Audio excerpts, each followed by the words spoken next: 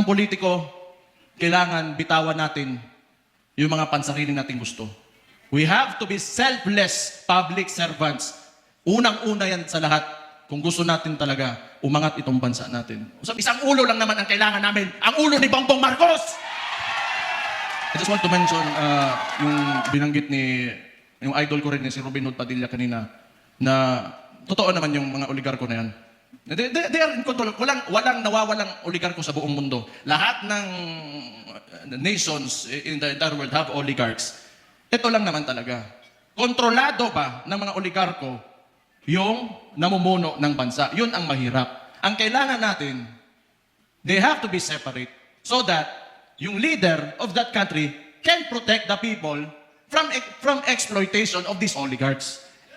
Kaya hanggang ngayon, ayaw pa rin nila sa amin dahil binangga yan, walang iba kundi si Rudy Duterte lang.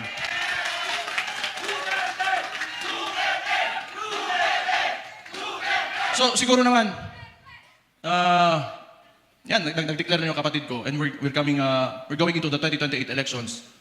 Pakiusap ko lang sa mga oligarko, may yung mga mayayaman, malalaking negosyante talaga that have command of the economy. Maawa naman kayo sa mga tao. Maawa naman kayo sa mga tao. Give this country a chance na sumarap din ang buhay ng yung mga naglalakad lang sa daan na walang mga sasakyan. You know, yung sinabi ko kanina, it really breaks my heart, you know, yung living conditions ng tao ngayon. Sometimes, you know, it makes life harder to live seeing this. Sa totoo lang. You know, I am guilty because I have, may bahay ako, sementado, nasa loob ng subdivision. It makes me feel so bad that the other Filipinos, my countrymen, have to suffer. Kaya naman tayo nandito, alam ko, mahal niyo yung tatay ko dahil alam niyo na talagang minahal at mahal niya yung bansang Pilipinas.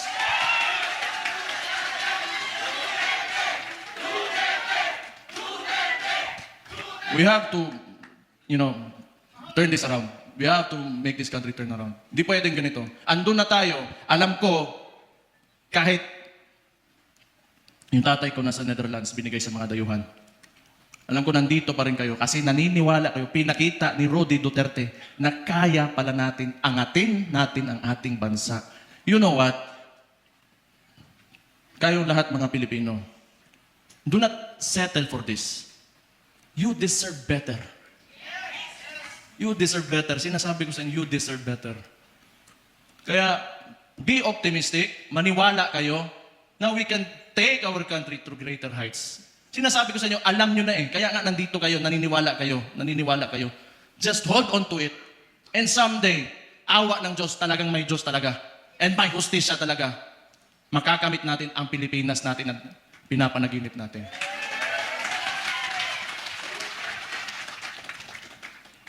Isa, ang politiko, kailangan bitawan natin yung mga pansarili nating gusto. We have to be selfless public servants. Unang-una yan sa lahat kung gusto natin talaga umangat itong bansa natin. Sabihin na natin, oh, may nakawan nangyari, bigayan ng pera, whatever. Kasi that should be enough. Nagkaroon na kayo ng presidente that tolerated it. So what's next? Dadagdagan nyo pa? Nagpasarap na kayo ng sobra-sobra? Gusto nyo pa? You know, kung swerte na kayo sa buhay, it's time you give back to the people. Huwag niyong pahirapan yung mga tao. Tama na yan. Okay na yan.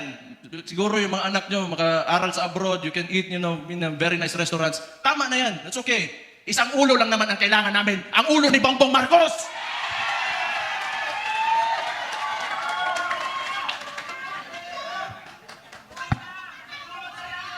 Kaya, you know, this coalition, if you... O tama yun, kasi si Martin, wala naman. Si Bongbong na ang sunod. Tama yun. Si Martin yung talagang mautak na marunong magmaniobra ng Congress eh. Ngayon, baka si Charis. Sino yun? Kilala niyo? Charis. Oh. Kasi rinig ko, Chismis lang to ha. Chismis, wala ko sinasabi. Oh. Puppet speaker lang yan si, ano yung speaker ngayon. Hindi ko lang alam sino yan, Charis. Basta narinig ko, Charis daw. Patay. Hala mo diha. Basta ako, nagsalita na ako. Yun yung nasa puso ko, yun na nasa isipan ko. Kung maniwala kayo, okay. Hindi kayo maniwala, okay lang din. Hindi kung maniwala tayo dito lahat, nabangag talaga yung gagawin nasa taas, alam nyo na anong gawin nyo. Ilagay natin ang Vice Presidente sa 2028 na Pangulo natin. Ito lang, yung mga nananawagan na gusto natin ng radical revolutionary movement. Gusto nyo? Sumama kayo kay Leandro Libiste. Punta kayo doon. Hindi, kilala ko yan noon pa. Kilala ko si Leandro. Pumunta yan ng Davao, nagbigay yan ng mga solar panels sa isang indigenous community doon sa Davao City. Matagal na. So, may ano yan sa CSR na ginawa doon. Kaya mabait yan na bata. Mas matanda ako ng konti eh. Mabait yan si Kong. Mabait yan. Kaya yan naging ganon. Kasi alam mo yung mga mababait na tao, pag ginalit mo, patay ka talaga. Mag-iingat kayo. Ayan pa, may isang Israulo si Atty. Harold Respiso. Sabi ko nga eh, nakita ko tong gago na ito, sabi ko, puta, hindi lang pala ako ang Siraulo dito, may kasama na ako. Wala yung isang Siraulo din, si Kiko Barzaga. Pero pag, I want to talk to the younger people in the cameras. Subaybayan niyo yung mga bata na yan, yung mga tao na yan. They are the future of Philippine politics. Sino ba namang si Raulo na nalaban ng administrasyon magiging oposisyon? Lalo ng ganito kaabusado? You know, what seemed to me, yung ginawa nila sa tatay ko, was a state kidnapping. Yung mga bata na yan, hindi natatakot yan. We need people like them. We need people like them.